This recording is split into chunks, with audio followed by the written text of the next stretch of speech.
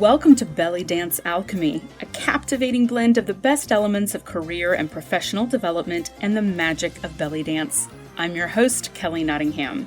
Ready to make your day job sparkle and your dance life grow in new and inspiring ways? Well, let's see what we can brew up. Hi, everybody. I'd like to thank my mentors, Shimran Ibrahim and Anaskati Satango, for sharing their ideas with me on energetic balance and input versus output over the years. Their ideas and thoughts continue to help me in the journey to find balance for myself.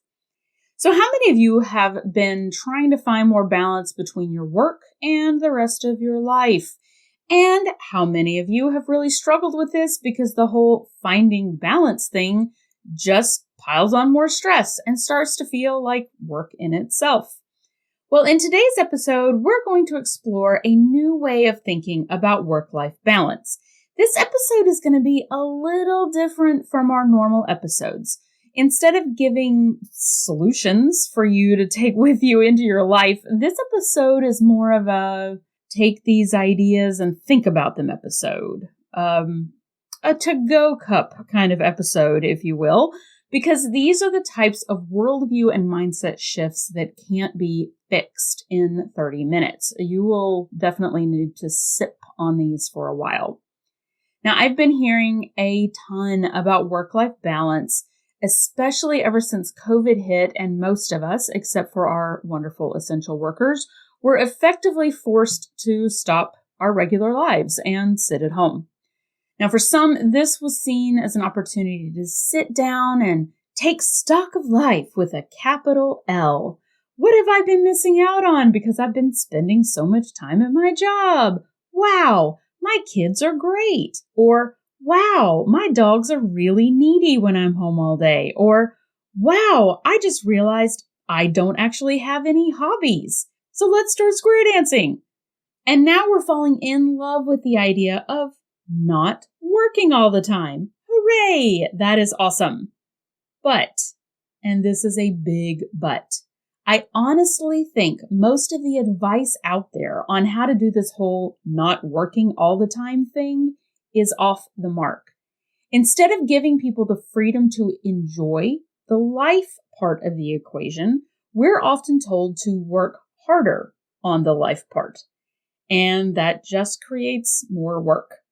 So in this episode, we're going to root around in a different way to approach work-life balance. So let's see where this takes us. The concept of work-life balance has been huge in philosophical circles for a long, long time, like thousands of years a long time, particularly in ancient schools of thought in Asia. Think Taoism, for example. Now, they didn't necessarily call it work-life balance, but the ideas of taking time to nurture yourself and be present in the moment, well, those ideas were there in spades.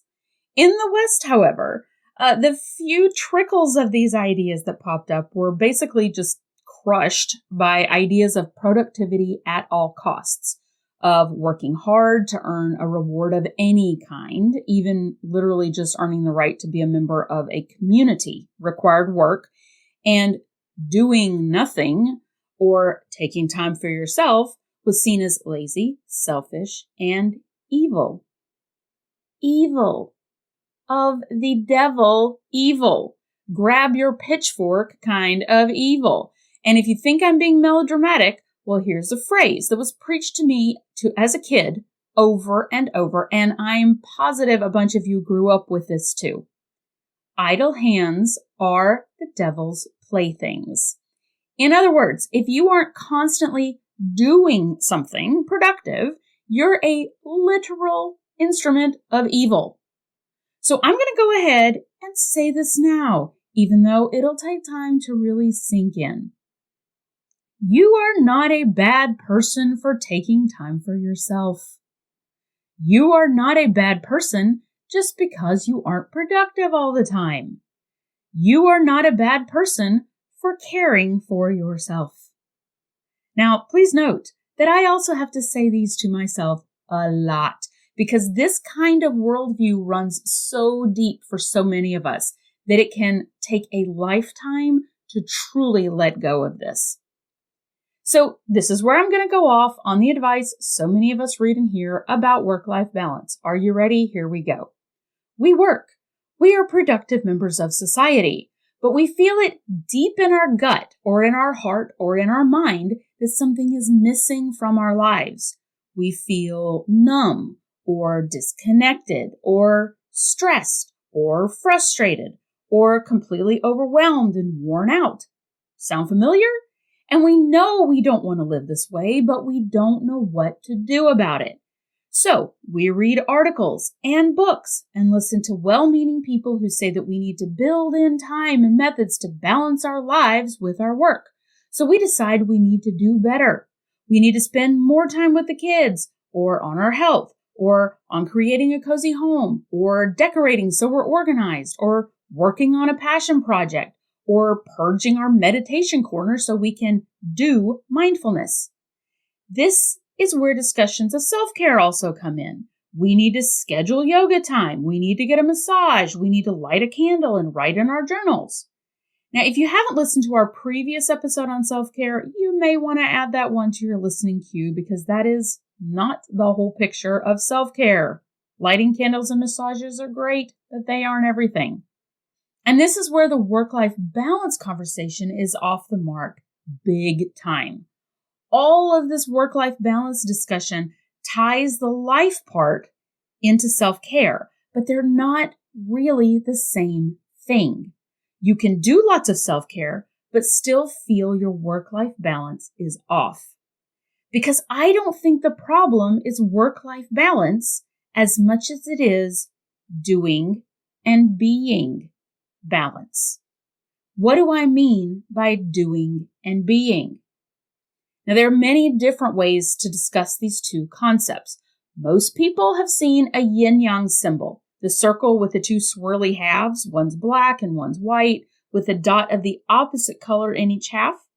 Yin-yang is a powerful symbol of so many different dualities, including doing and being.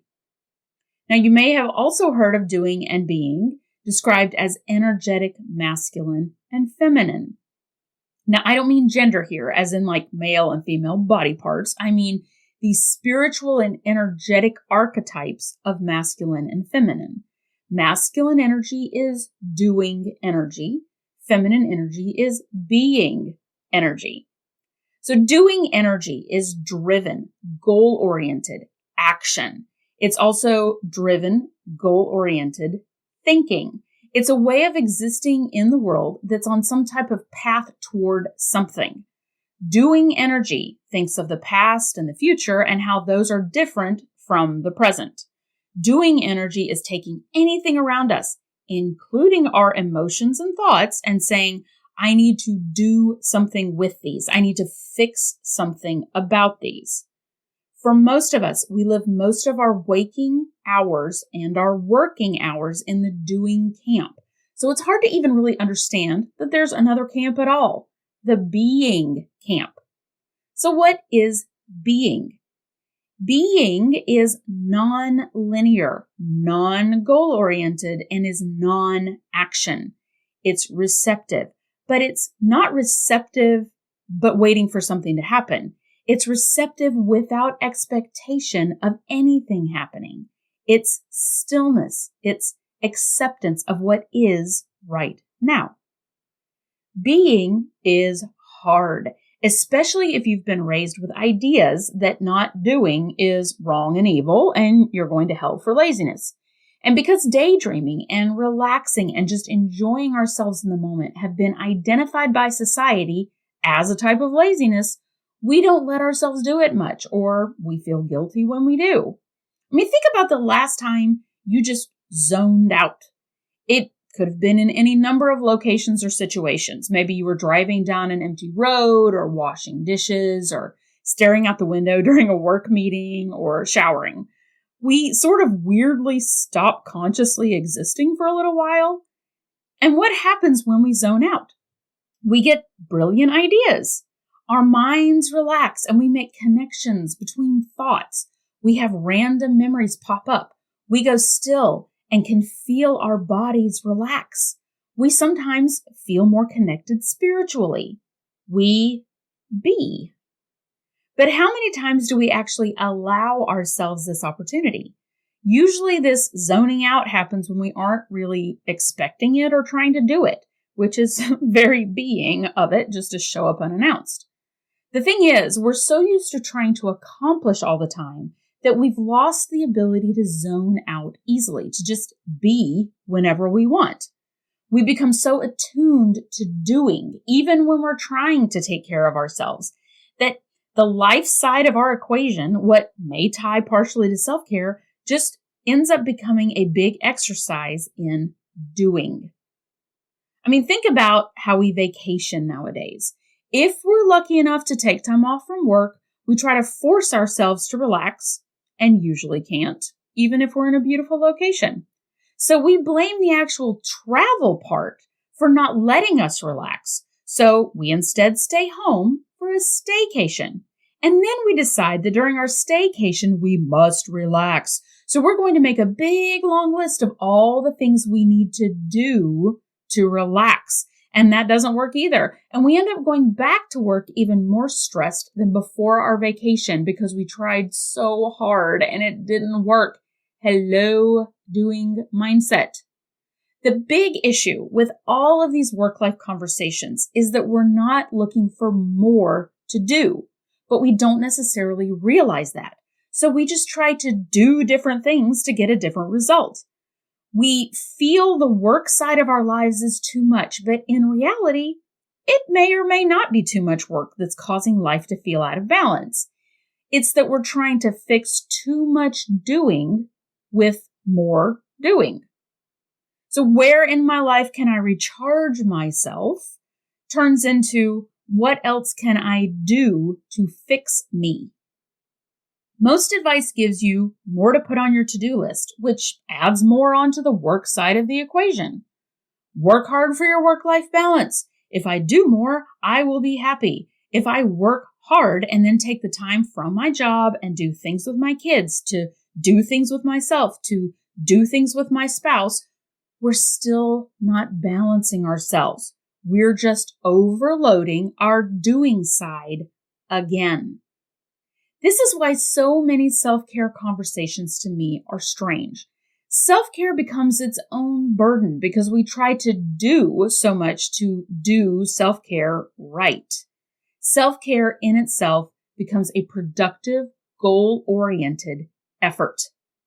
When we add on things to do to our work-life balance list, we're just adding more onto the exertion pile, not the replenishment pile. We try to recharge our worn-out batteries by basically taking them out of one flashlight and putting them into another, prettier, lemongrass-scented flashlight. But it's still a flashlight and it's still draining our batteries. All right, you say, I'm sold. I need to be more and do less. But how do I do that? Yes, that is the big question, because the problem for most of us is giving ourselves the time to be, and possibly more importantly, to give ourselves guilt-free permission to be and to not be productive. And frankly, I don't have an answer for that because I'm still working through this myself. But I do have a few ideas to share that might spark something for you. One place is to start meditating. And let me just say it up front, I suck at meditating. A friend of mine who is a Taoist priest told me that the goal of meditation is not just to empty the mind. The practice of pulling your mind back from trying to think is key. And that's the part that most people don't understand. They think, like I do, that I just suck at meditation because I can't go to empty brain right away. So we just give up. It's called mindfulness too, a lot of the time nowadays. But to me, it's the opposite of mindfulness in a way. You're letting your brain sort of wander where it wants, but the only effort is in not making an effort. You're feeling your body, but not in an I must feel my body way. There's no pulling your brain back to a single thought. That's a doing thing. Just let your brain go where it wants without trying to force it down a particular thought path and without thinking about your thinking. Whew, this just got super deep. This whole conversation actually reminds me, randomly, of playing on the Wii with my niece when she was about 8 years old. So Wii is a game console. And there was this weird meditation challenge on it that she absolutely loved. The goal of this challenge was to sit perfectly still on this little pad that would measure if you move or shifted your weight at all. There was a candle on the screen, and if you moved at all, the candle would flicker. So I guess the goal was to sit perfectly still so your candle wouldn't go out. But it was so strange to me because the whole approach was sort of the opposite of what it should have been. Instead of relaxing into your body and letting your mind go free, you ended up hyper-focused on locking your body down so the stupid little candle wouldn't go out. I personally found it impossible to do. She won every single time, even at 8 years old. But I don't think that it was a meditation exercise in any respect. And for a lot of us, this is where we misunderstand this idea of mindfulness. We think our way through mindfulness. We do mindfulness. We hyper-focus our brains on what am I doing right now? I must think only about meditating right now, which is a recipe for what? Doing. Outcome-based doing. Instead, being is, in a way, mindlessness. It's also bodilessness at the same time. It's all the little cells in our head and all the cells in our body coexisting, just existing. They might move a little, they might be tingling a little bit, but they're not trying to move or tingle. They're just existing.